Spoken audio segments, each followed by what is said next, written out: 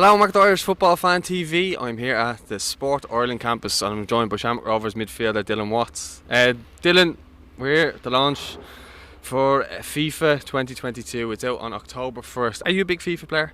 I am, yeah. I'm a massive FIFA player, to be honest. I play a lot. Ultimate Team last year was decent as well, so I'll be playing this year for sure. I think that maybe they gave us a couple of oldies here today. Is that what it is? And none of them play FIFA except It you? must have been definitely, yeah. I see a few old lads here now. They obviously don't play it, you know what I mean? They might have more important things to do, but I certainly do. Yeah, Georgie Kelly at 23 or 24 won't be happy with that one, I'm sure. No, yeah, no, I didn't mean him, but a few others. Yeah. Well, anyway, look.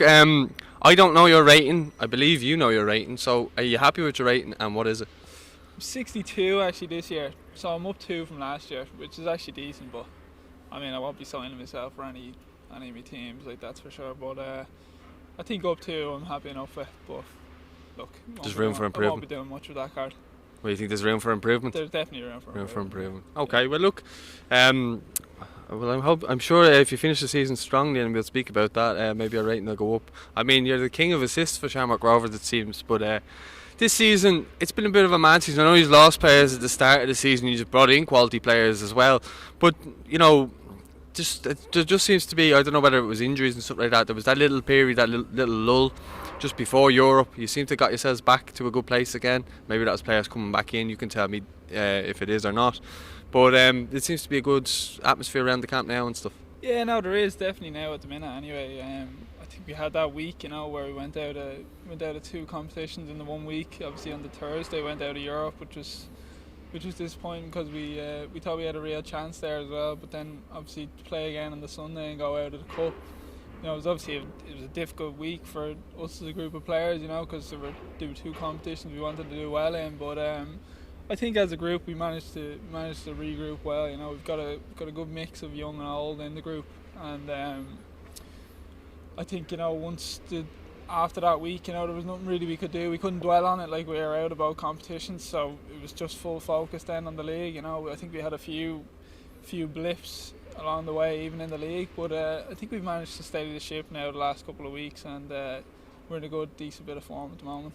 I think it probably helps just having that primary focus now, to focus on one game, one game at a time, and focus primarily on getting over the line and winning the league, because it's a bit of a mad league this year. Like, everybody's beating everybody. I think that shows that you've Dundalk down near the bottom of the league, and you know, you've Finn Harps climbing, you've Waterford now climbing with a new manager, Bounce, as well, and that's been going for a while too. Yeah, no, it's always been like this in this league. I've always said if you underestimate a team, like, any team in the league can beat any team, like, and I think that's what we've managed to do well, I think, over the last couple of years, is that we've respected every team and we knew exactly what we were going to do against every team that we played, and it was full focus, full preparation was the same for every game, you know, and I think that's what we've done well as a group and as staff as well, is over the last few years is prepare properly for games, for every single game, because like I said, any team in this league can beat you.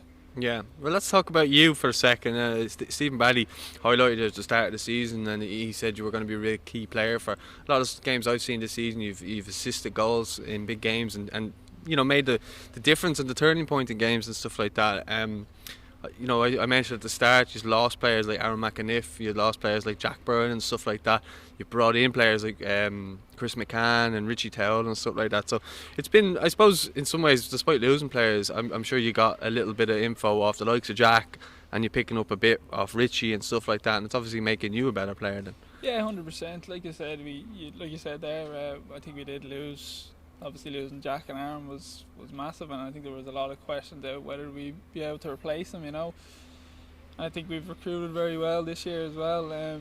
For me as an individual, I think you know, I've become a key player. I would say, like, in the midfield. So, but like I said, there's great competition in the middle of the park, but all I can do is just try and be the best I can every game, and obviously assisting and scoring goals is going to get your name out there a little bit more, rather than just working hard, you know.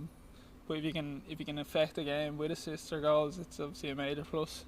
Yeah. Well, I mean, it should give you a lot of confidence that a lot of players from Shamrock Rovers in recent seasons have, been getting call-ups and stuff like that. So the opportunity is there if you do well. You could get a call-up and you could come in and do well then as well. I mean, Aaron and Jack are just two prime examples in recent times, and Graham Burke as well. Yeah, 100%. And also with the international thing, obviously Danny got called up this Danny year. as well, yeah. Jack was obviously called up to the international, so it's massive for us players, for the whole league really, that like if you're doing well within the league, there's a chance you could get called up to the national team. Whether probably the last few years before that, you would probably have to be playing in England to get a call up. But if you're doing well here, it shows that there's a chance that you can get a call up, which is massive for players within the league. That if your performance is going well, then you can get a call up to the Irish team. Yeah. Do you think, say the Robbie Benson there, just like you're seeing so many teams producing so many younger players now, not like before, as you said, you had to go over to England, and if you didn't make it, some players come back and fall out of love. I know you came back from England and stuff like that, you did well, got to move to Shamrock Rovers out of it.